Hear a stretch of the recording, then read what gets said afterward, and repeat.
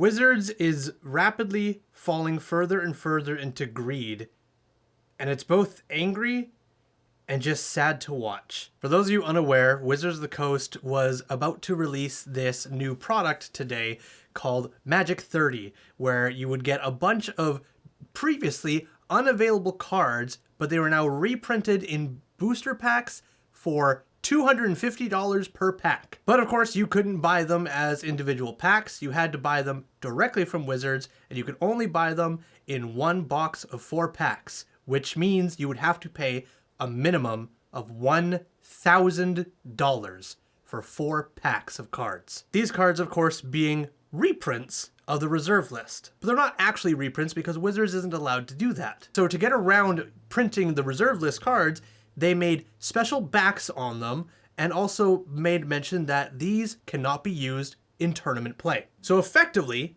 they're proxies for cards that are on the reserve list. Proxies that would cost you $1,000 minimum to get them. This is what Wizards decided would represent Magic's 30th anniversary. This pile of shame and shit. And when I first saw this news, I didn't really know what to think. I was completely taken aback just about everything that had to do with this product. I couldn't fathom the mindset behind printing reserve list cards, but with different backings so they weren't tournament legal, and then pricing them at $1,000 minimum just to buy them. And you, of course, had to buy them direct from Wizards. Now, every local game store was supposed to get 1 box of these, though, and then I think there are select premium game stores where I think we're getting 2 or maybe more boxes. I'm not certain about that, but I know my local game store was getting 1 box of these. And I asked him what he was going to do with it, and he honestly told me he didn't know, but he probably wouldn't sell it. Not because he wanted to keep it, nobody would buy it. And we're gonna circle back to that point in a minute. So of course, when this product is announced, everybody is outraged. Everybody is absolutely blown away that this is what WotC is doing now. This is how they're going to celebrate Magic's 30th anniversary, by releasing proxy cards that cost you a minimum of $1,000 to get them.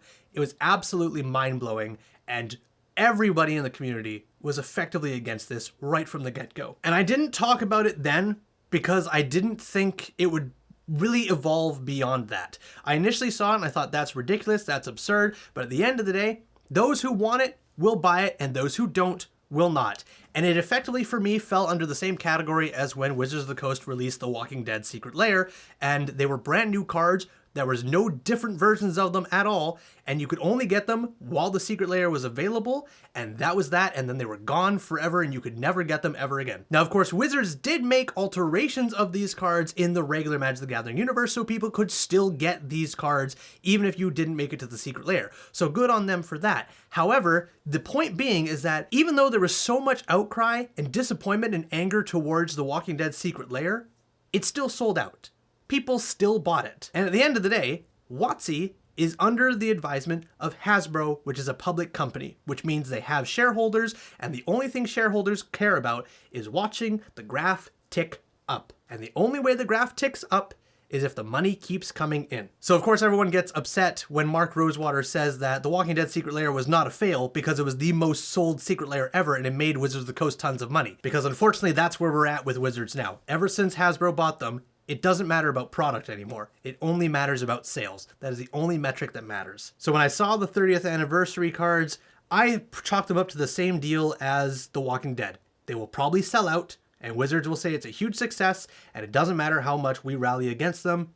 It's gonna make them money, and that's what they gotta do. And holy shit, was I happily wrong. Because of course, after this announcement and the days go by, we start to see some people opening these packs after they had the big Vegas event, where a lot of people got these packs for attending. And a lot of these Magic players opened the packs on streams and on YouTube videos and really didn't seem super happy about the product, honestly. Thankfully, a lot of them got those packs for free, so they didn't end up going out $1,000. But it's honestly hard to get excited about these cards when, again, they're not real cards. They're effectively proxies because because Wizards outright said these are not tournament legal. So the only way you could play with them is if you're playing kitchen table Magic with your friends and you say, hey, I got some 30th anniversary cards, are you guys okay with that? And they say, yeah. That's really the only way you can play them. So as we now tick closer and closer to the date where they're supposed to go on sale for the public, which is today, we start noticing something. All the big YouTube creators for Magic the Gathering are not getting these packs of cards. They're not getting these boxes to open up on YouTube videos or streams. And that seems a bit strange, considering a lot of big content creators for Magic the Gathering will typically sometimes get stuff sent to them by Wizards for free or to make a video or something of the likes. But we're not seeing much of that. The only packs we're really seeing open are those who attended the Vegas event. Until suddenly out of the blue, we start seeing Yu-Gi-Oh! YouTubers opening Magic 30th anniversary packs on their videos, claiming that Wizards of the Coast sent them the product for free and gave them a substantial amount of money to open them for their YouTube channels. So at this point, the community can really see what Wizards is trying to do here. Wizards clearly can see there is a problem with this product and how the community is rallying against it.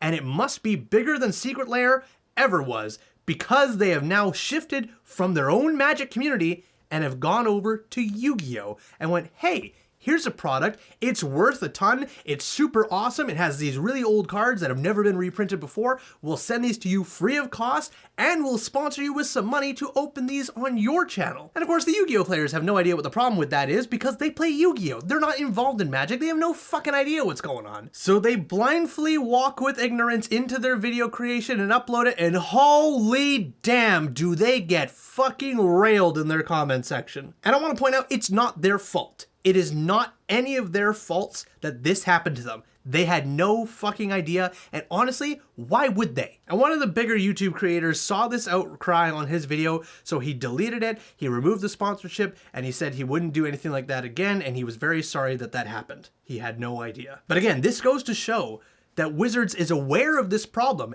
is aware that their own community is so fucking against this that they were willing to go behind other channels' backs who have nothing to do with Magic the Gathering but are still in the card game atmosphere and give them the product to open up and share to their audience. Didn't work, Wizards! So now we come to today, the day the product goes on sale for everybody to purchase. And it was an interesting day. So they announced on Twitter, the launch page for it is opening in an hour, and you'll be able to get in line and purchase them then. Then it goes live, and it's up for about 40 minutes before the page is shut down. The product is no longer available. And the announcement that comes after this is one of the strangest tweets I've seen, because they do not say that the product sold out. They simply say that the sale of the product is now over. Thank you to everybody who did purchase. Here's a link if you had any problems with it. They did not say it's sold out.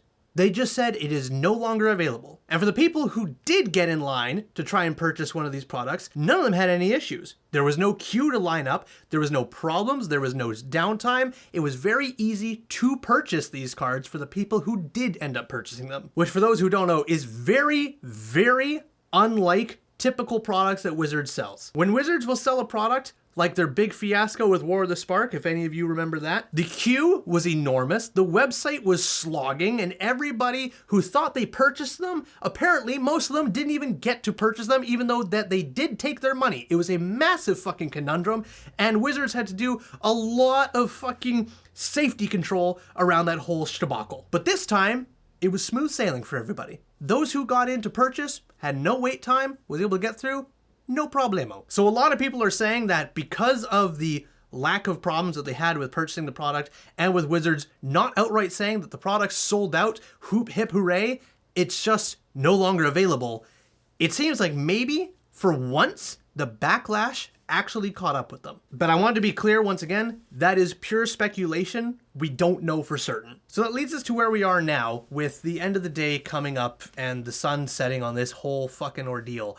And everyone's kind of curious what actually happened, what's going on at Wizards, and where do we go from here? And coming back to what my local game store owner said when he said he wasn't sure if they would be even able to sell at all, you have to ask that about everybody who's purchased this product. Because once again, they're not real cards. They are effectively proxies that you cannot play in any tournament legal game. So if a collector is buying them, the value of them is only going to tank because nobody wants them. And for people who are buying them hoping to then immediately flip them and sell them elsewhere, there's no way they're going to get the price that they paid for it. Not a fucking chance. So is this a win for us as consumers? Is this a win for the Magic the Gathering community? Has Hasbro actually listened and is actually looking at this with a new set of eyes on how to go forward? I don't want to outright say no, but I'm kind of leaning that way. I think the product did not sell anywhere near the amount that Wizards was hoping it would, so they pulled it and are gonna maybe liquidate the rest of it. Who knows? It's very realistic that this is just a lot of damage control happening from WotC right now. Their stock price is going down. There's been a lot of news about Wizards of the Coast and Magic the Gathering recently about the fatigue of new product just coming out, just bang, bang, bang. I mean, we just had Brothers War not a week ago, and now we've got Jumpstart 2022 coming out this Friday, along with more Commander decks immediately following behind that, and then we're on to Phyrexia all as one just be after Christmas. So as angry as I and many of you are at Wizards of the Coast for all of this happening, for the Magic 30th anniversary fucking bullshit, for the sheer amount of product just coming out more and more and more and faster and faster and faster with no breathing room, we have to understand behind all of this push for product, and the only thing that means success is sales and not the actual enjoyment of the product, we have to understand that behind all of this, it's Hasbro.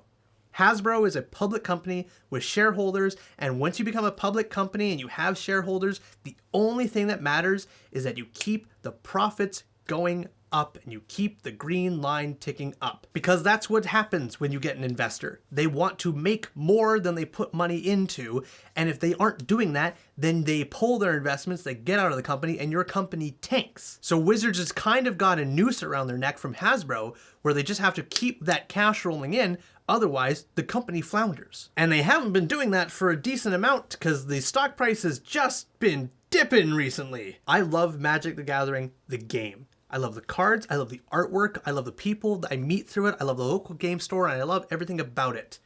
But Wizards, goddamn. I think we all really need to start separating the game we love from the company that makes it. Because as long as you can hold the cards in your hand, as long as you can play them at your table with your friends in your environment, that's what matters. And yeah, it fucking sucks when Wizards does bullshit like this, but that doesn't affect the game that you play on your table. Keep playing Magic if you want to play Magic. If you enjoy Magic, play it. If Wizards is ruining Magic for you, I understand stepping away from it. But I truly believe that if you love Magic and you love playing it with your friends, then that shouldn't stop you from playing it. If WotC crashes and burns and Hasbro lets everything go and they all sink and drown, we still have the cards. We still have the game. That won't go away.